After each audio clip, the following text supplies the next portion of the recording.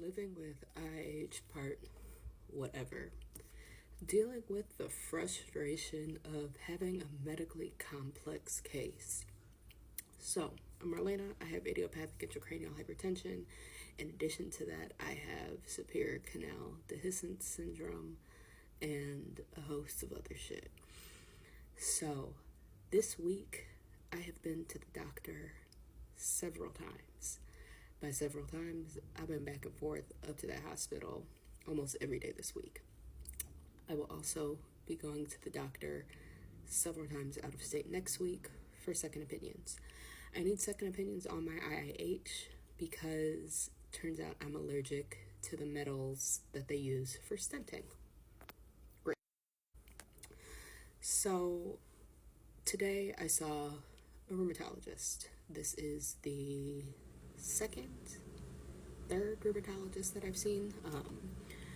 So this is more of a venting video than anything, just because I'm irritated. So when I go to the doctor, I typically come with this binder.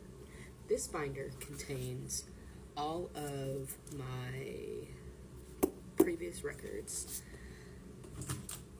I also will come with this little notebook. This little notebook contains a list of my symptoms. It's where I journal all of my symptoms, but sometimes I don't use this because I went from a journal to a calendar because sometimes it's easier for me to remember everything in a calendar and list it. In addition, I have started taking pictures because I'll have rashes. Also, TMI, this is kind of gross, I have GI symptoms, so I've started taking pictures of that because it's easier for me to describe things in a visual way, because sometimes I'm finding that doctors aren't listening to me. So what I have realized is, as of late, because the doctors are just, it feels like the doctors are kind of giving up. So I have to manufacture my own hope in getting all of these opinions, because they're just kind of throwing meds. There's not pretty much anything else. Today I was asked by the rheumatologist, well, what do you want to do? I'm kind of trying to rule out whether or not I have rheumatoid arthritis or lupus, and just kind of trying to figure out what's going on with me. Sir, I'm in pain all day, every day. I want a solution. But you can't get mad when someone says it, so you have to respond in a appropriate tone. You have to ask questions.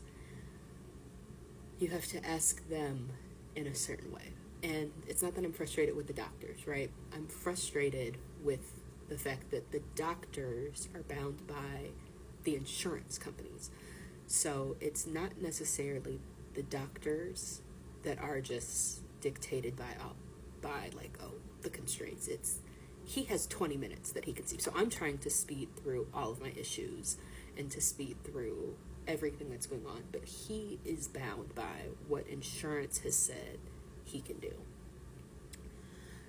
But I have a very medically complex case because of my history of allergies, all these other things, and I'm very detailed. So I know my family history on both sides. A lot of people do not know their family histories as well as what I do.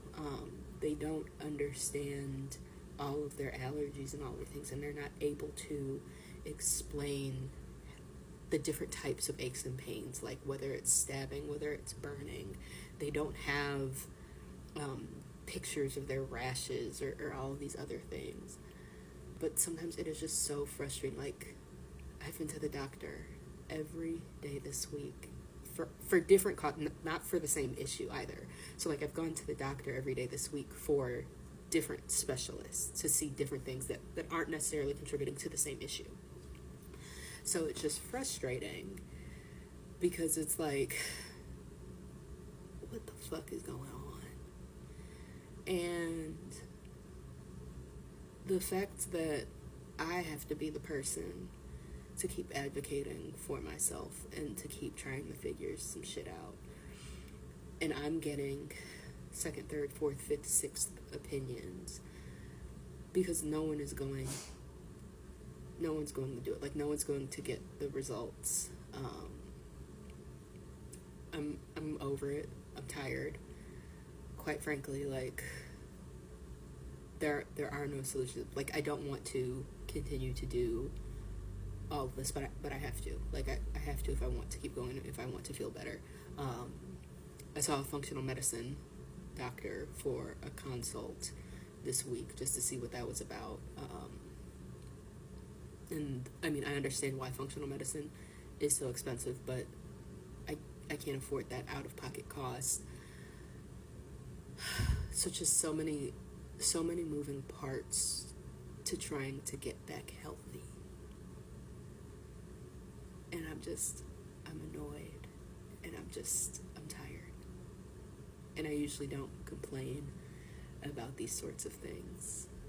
But here's where we are. This is where I've been. This is my life. Yeah, like, I'm just trying to get to the point where I'm not in pain every day, and where I feel normal, where I can get back to finishing my PhD. I'm on medical leave for the fall, so like I want to get these things resolved so that I can be where I need to be by the spring, because spring will be sprung. I need to do my qualifying exam. Like, let's get to it. But the other thing that is very frustrating in all of this, it is just the constant, like, went to the rheumatologist, and if my labs come back normal, what's next? Nothing. Because they ain't gonna do shit about it if your labs are normal, and I still don't feel well. But I know that something's wrong. So then I have to keep pushing forward and advocating for myself on the IAH side. If it's, okay, well, there's still something wrong with me, and I don't feel right on this medication. I want to get off of the topiramate because it's impacting my mental health, and then I'm allergic to all these other medications that I can't take, and I don't want to do the stent because of the possible allergies, and then I just don't know. But the thing that I do know is we take things one day at a time, put one foot in front of the other. So I just keep making my dandelion and hibiscus tea that helps the headaches, helps to take the edge off. We continue to garden. We continue to sleep. We continue to try and keep joy in our lives, and keep centering the things that we can control, and keep happiness forward, because I can't focus on what's keeping me miserable, because I'll go crazy if I focus on what I don't have control. I'm rambling at this point.